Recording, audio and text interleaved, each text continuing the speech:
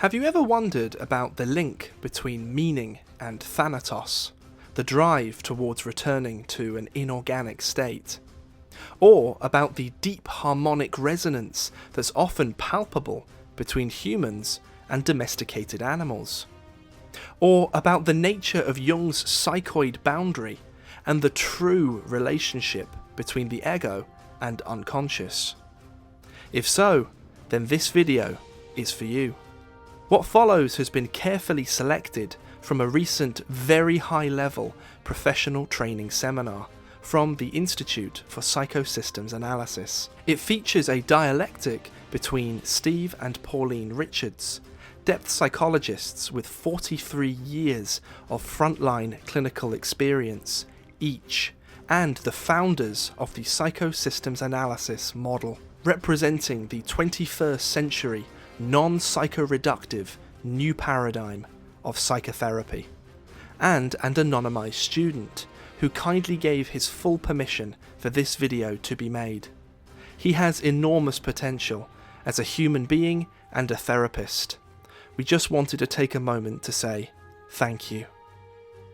Everything has been narrated from a lightly edited transcript, with everything spoken by Steve and Pauline being a more or less word-for-word direct transcription. If the contents of this video spark curiosity inside you, then you're very welcome to continue your journey into Steve and Pauline's psychosystems analysis. Besides the roughly 200 previous videos on this channel, we have a suite of books authored by Steve and Pauline, available from Amazon, Lulu, and our website, as well as an elite tier Discord server membership for serious students of depth psychology. There's plenty of material to explore, and you're very welcome to do so. What follows now is an initial question posed by the student. 10 years ago, the student's girlfriend had anorexia. At the same time, her pet horse, a strong, healthy stallion, seemed to develop the same condition. It suddenly, without any other explanation, lost a huge amount of weight, to the point where its ribs were showing. The student is very curious about what an explanation for this could be, presuming that there might well be some kind of link, biopsychosocial, between the anorexia of his girlfriend and her pet horse. To gather some further context, Steve asks if the horse had any known disease processes at the time. The student says no. Steve then asks if the horse recovered, and the student confirmed yes. Steve: that's all important to consider for our context, because those factors all have to be weighed into consideration. It's similar to what Pauline was saying earlier with another student regarding how hormonal dysregulation can produce similar effects to disease processes. So we have to hold that in mind. Now, if that were the case, if there were an actual physiological condition or disease process in the horse, we'd have to look at the human as being in resonant harmony with the state of the horse, or whatever animal it might be. In other words, the relational field as a phenomenon between them, between the horse and the human, was manifesting in that way. So when we think about these things, clinically, we have to look at what is interacting with what. However, let's move this into a different domain for now, just for the sake of discussion of theory, which is, I think, how you were framing that it could be looked at. My view is that animals belonging to species that have been domesticated for a sufficient period of time, with sufficient being the key, will have within them, at a genomic level, an anticipation of relationship to human beings. This would have been epigenomic at first, then genomic, and then probably at a Sheldrakean and morphic resonance field level too. So an individual horse will come into being with all of the ancestral experiences that were at the levels of field, genome, and gene expression that anticipate a relationship to humans. That all adds up to them being domesticated. So there is an anticipation of a relationship. Now, if we think about a human being, they will also have an anticipation of a relationship to domestic animals. Dogs are the most familiar, but horses, certainly. Horses have been domesticated for many thousands of years and have been extremely important in the development of civilization. So there will be that anticipation within us of horses. But as a thought experiment, how about moving up the scale? This is going to be controversial, but please follow it as a line of contemplation before we move back away from it. Up the scale from human beings, what can we anticipate as being something that would be capable of relating to us and influencing us that is not us? That is somehow in the environment, but is controlling or relating to us? That would be a god, or a deity, or a pantheon of gods, deities, and relationship to the wider landscape. We can find evidence for that, easily. It's not hidden, it's everywhere. It's in every religion, and in every kind of relationship that we may have to the environment. That there's some power extrinsic to us that we appear to have been born to anticipate and relate to. That's humans, moving up the hierarchy, so to speak. So a domesticated animal's meta-instinct will, in all likelihood, contain that kind of idea about human beings. When I say idea, I don't mean a cognitive idea, but that their system is attuned to humans who control their environments. The only equivalent that could be that's not human for a human would be a god or a deity. Human beings respond in all sorts of ways to the idea, the impression, the feeling, the qualia of this construct or concept of a deity. For example, our physiology changes when these ideas constellate, that is, arrange themselves into our awareness. So that would be a basis upon which, in a field sense, and in an informational genomic epigenomic sense, that an animal could respond to a perceived state in a human being who was close to it. It would resonate with it, and something would change, and then there might be a reciprocal effect based on the human being's relationship to the horse, which again, in terms of interspecies relationship, is very ancestral, and the two then become in sympathetic resonance. We can see this in dogs. Some dogs, famously, when their owners die, will go and lie on the grave of their owner, and they may even repeat that behaviour for years. They know that not only has the owner died, but is in the ground, and in that place, and the dog has an almost religious, in a human sense, connection to that place. The dog's emotions and physical health will respond to it. Dogs pick up the emotions in human beings and respond to them, and so forth. So what I'm saying is that there is definitely a field phenomenon relationship between animals and human beings, but very often we focus only on what it's like from the human perspective. And when we consider the animal perspective, we do it only in a kind of mirrored sense of the animal is responding to me because I'm responding to the animal. But what might come out from the animal towards a human being? I think the nearest analogue is an almost religious connection. Pauline. So, are you suggesting then, Steve, that we have an almost godlike status for animals? Steve. It would be the equivalent, because we control their environment, we train them, we provide them with food. Indeed, we provide them with an environment that overrides their natural instincts. Because horses were originally wild, but now they're domesticated, and that domestication has left its imprint in their genome.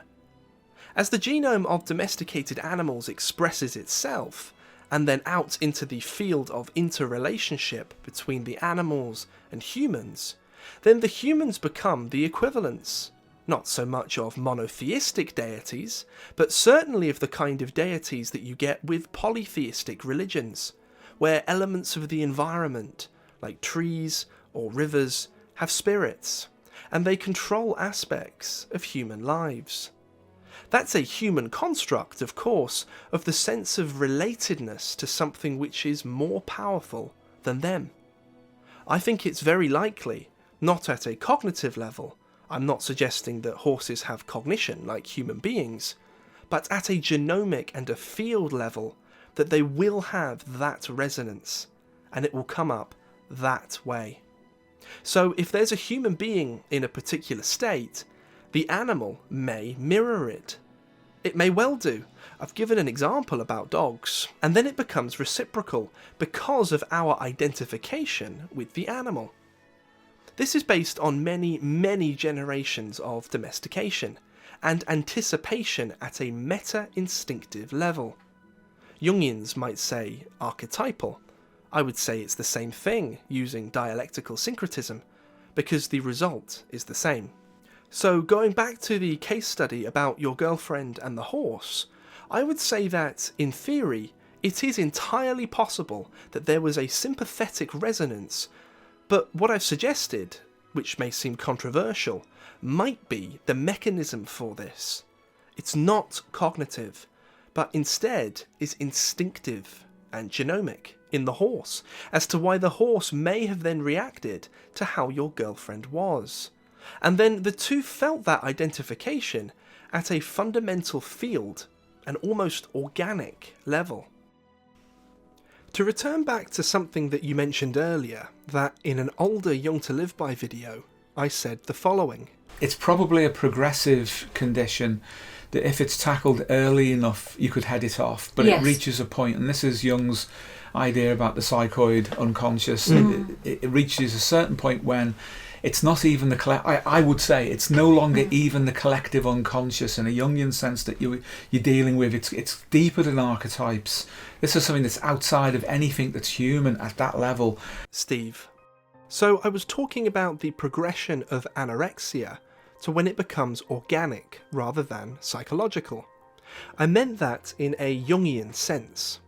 Carl Jung talks about the psychoid boundary, beyond which psychology itself cannot go.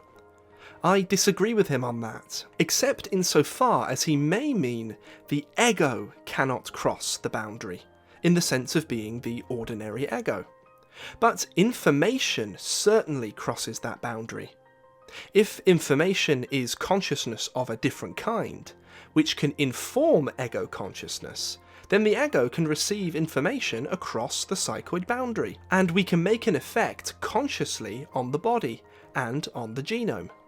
We can certainly affect gene expression. It's very easy to do. We can use our imagination to generate stress, and then when we feel, say, the secretion of acid in our stomachs, because we're thinking about something unpleasant, we've actually actively affected gene expression. So we can do it. We can affect gene expression. Gene expression affects all sorts of systems in the body, so mind and body are communicating all the time. Ordinary ego psychology is not present across the psychoid boundary, but other forms of consciousness and representation are, and they are in continuous communication.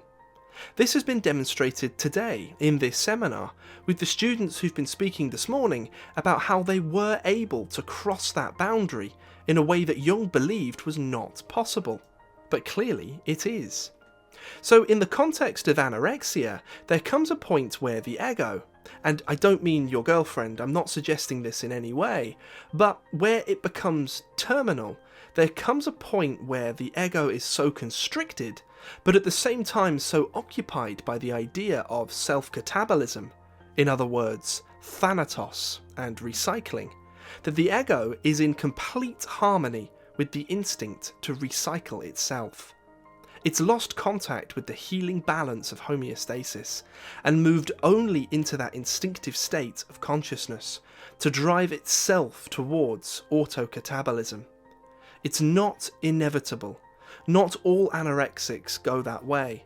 Some do, and it's not only with anorexia. We see it sadly in depression and in other illnesses that occur. So just to clear up on that one. But to go back, if we try and imagine informationally what the representation of the relationship between your girlfriend and the horse was like, to the horse, you know, when David Chalmers says, quote, "There is something that it is like to be able to imagine the colour red." That's okay, but it's not what you need when you're dealing with real things in the world. And when we're dealing with relationships to animals, we need to try to put ourselves in the state where we can attempt to feel into what it must be like to be a horse, relating to a human being. At that point, we can feel deep resonance with the animal, consciously. We're doing it anyway, probably, because we do it on the basis of unconscious meta-instincts. But when we access the meta-instincts, we're in that state of harmonic resonance that can be so powerful. And it's at that point that a human being could lay hands on an animal and start to project the kind of healing energy that was being discussed by another student earlier. That's what you get with people like the dog whisperer. Cesar Millan is in such harmonic resonance with animals. He has an impression of what it is like to be the animal, which is great, so long as he maintains his own ego. But when he went through depression himself, and he's accounted this, when his marriage collapsed, his dogs responded harmonically with his internal state, and they became depressed and lost the will to live as well. That's fascinating, and we can learn so much from that.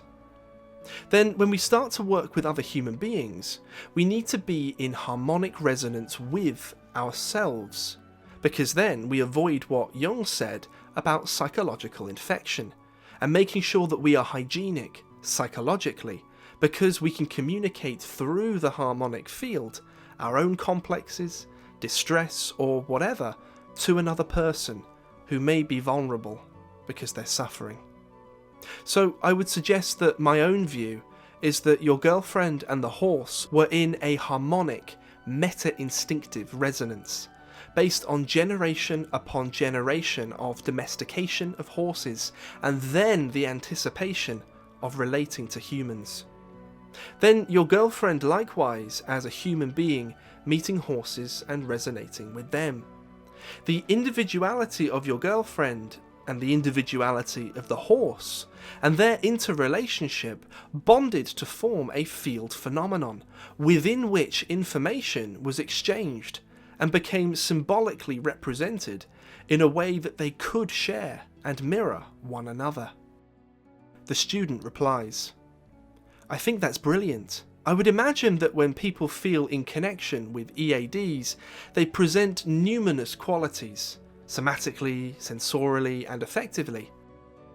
Given that it was the genomic anticipation of the relationship from an evolutionary perspective, and obviously you said this wouldn't be packed in an ego-cognitive way, I wonder if it would be possible to actually test something like that." Steve: "I think you could certainly do that. Again, I would say, with dogs, the dog whisperer is the ideal model to see how this would work. He has a meta-instinctive resonance with how dogs see the world, and they understand that he sees the world the same way. But at the same time, they have an instinct towards bonding with human beings. And he then would become massively amplified as a representation within the informational consciousness of the dog. The instincts would just ramp up and say, this person really understands me. Then the dog bonds even stronger. Pauline: he has the same effect on horses too. Steve: and llamas and many other animals. Pauline: yes, he has all sorts of animals in his care. At one level, whichever animal it is that he's in relationship to, it's nonetheless a hierarchical relationship, which fits with what you're saying, Steve, about any of those animals. Whilst he's maintaining his own homeostasis, and his life is going well, he has that harmonic resonance with them, whether they're dogs or llamas or horses or whatever. But as you rightly say, at the point at which his marriage broke down and he became severely depressed and attempted to take his own life, his relationship to those animals, and to his dogs in particular, changed. I think he actually used the expression, that this was his perception of it at the time anyway, that his dogs, quote, lost respect for him. I just thought that was an interesting way to put it, really, because it suggests that there's been a shift in that hierarchical relationship. If we think about how information is arranged, then at one level, having a greater degree of status than another animal does put you in a godlike position. So there is an equivalence there. Steve. There is an equivalence, and when we look at people who lose faith in their religion, very often there's a lot of resentment, because the religion has failed them, they feel, and then everything that they believed in and projected onto the idea of the deity is lost, and the person often becomes ill. Part of them maintaining their health, psychologically and physically, has been having that connectedness to a deity. We will be in a similar position to a domesticated animal. Less so than to a wild animal, but certainly to a domesticated animal. The same mechanism operates in transference and projection, where it's positive, or so-called positive, projection onto internet gurus is another example of that, where the guru is elevated in status and has a great deal projected onto them, and to some extent the psychological health of the person who follows the guru is dependent upon the field of relationship that they believe exists, according to the qualia of their belief that it does exist. It's a peculiar thing. Even Cesar Millan says that only humans follow bad leaders. Animals will never do that, but humans will. I think the reason for that is because of the size of our cortex, particularly the prefrontal lobes and the association cortex. Combined together, they are very capable of generating inappropriate relationships and projections based on our capacity to generate fantasy and complexes. Where those things are smaller, for example in dogs, the animal is far less likely to follow a bad leader, or a bad example from a leader. They look for health, and the hierarchy is something that a dog seeks out, because it's a pack animal, being descended from wolves. So we can see how that works, and it's an interesting phenomenon, but certainly for healing, as in that intimate relationship with an animal, the animal will allow a human being to heal it, if it's in the right relationship to that human. This is very ancestral, and it's deep, and it's truly meta-instinctive between both parties involved. Pauline. I think what you say too, Steve, about the way that certainly paleo-humans would have done, and maybe some more primitive cultures even today, where they project the psyche into the landscape, and something happens whereby that landscape changes. Maybe it's deforestation, or the modern world moves in and takes over, and those people have projected their soul literally into the landscape, as they would have done millennia ago.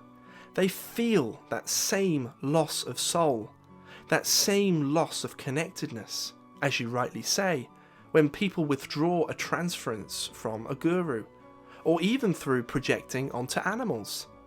It can happen in so many forms, and I guess the root cause for all of those manifestations is the problem of meaning. Because it is all about making meaning. Even something like anorexia, arguably, is that too. We were talking on a seminar the other day about panpsychism, for example, and how this idea of trying to model cognitively what it would be like to be in an inorganic state shows the representation of Thanatos behind something like a belief system, such as panpsychism.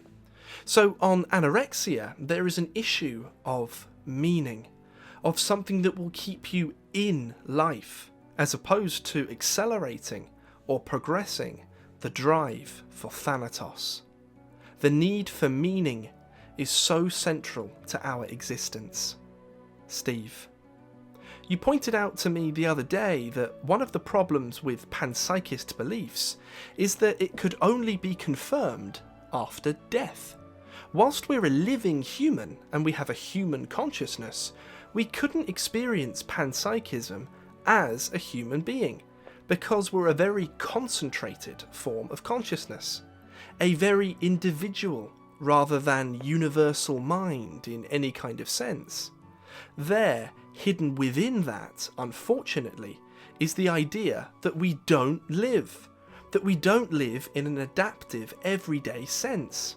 Instead, we give in to a catabolic self-decline. That's how you explained it to me. That's the hidden seduction in that, if we're not careful.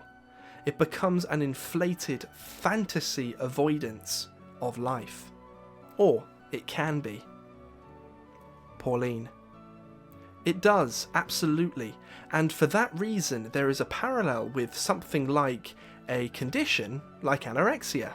But deep structure, it's about meaning, essentially, because meaning allows you to live, and it allows you to engage with other instincts other than Thanatos, which, of course, is absolutely essential for us all. You're right, it is seductive, and for me, something like panpsychism is almost like the death mask or persona of Thanatos, because it kind of conceals it. That allows it to run. It's something that's not commonly talked about, but, and you see this in Christianity as well, about, quote, walking through the valley of the shadow of death. It's like the idea that the end is present at the beginning, and so we're all going in that direction.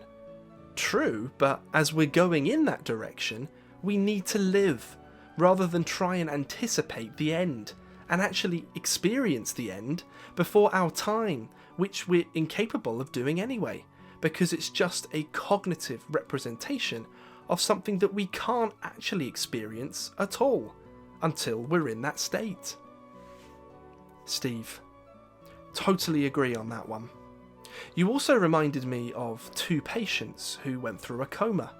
Both of them, although they don't know one another, experienced a similar state, and one in particular experienced, for the weeks whilst he was in a coma, a form of consciousness whereby he was some kind of primitive insect, part of the leaf litter.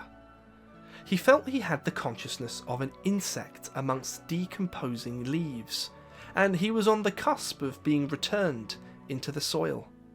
That was the representation of consciousness that he had. The other person that spoke to me, we both know this person, basically said that it was like no other form of consciousness he'd ever experienced, speaking on his coma. It was beyond his capacity to put it into words, but it was the extinction of identity and the flattening out of his being. And he was in that state whilst he was in the coma. He was aware that he existed, but only in that state, and could not move out of that level of reference. I don't want to be morbid about this. Pauline. Of course not, no. But if anything, it should give you the impetus to live. Steve. It should. Yes, it should do that.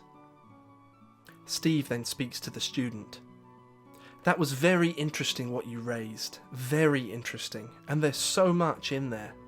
Again, working as a therapist, you can use that sympathetic resonance with the deeper parts of a person to lift them out of that degeneration, and almost being seduced into the idea of decomposition and recycling, by bringing life through, because there will be instincts in them to live.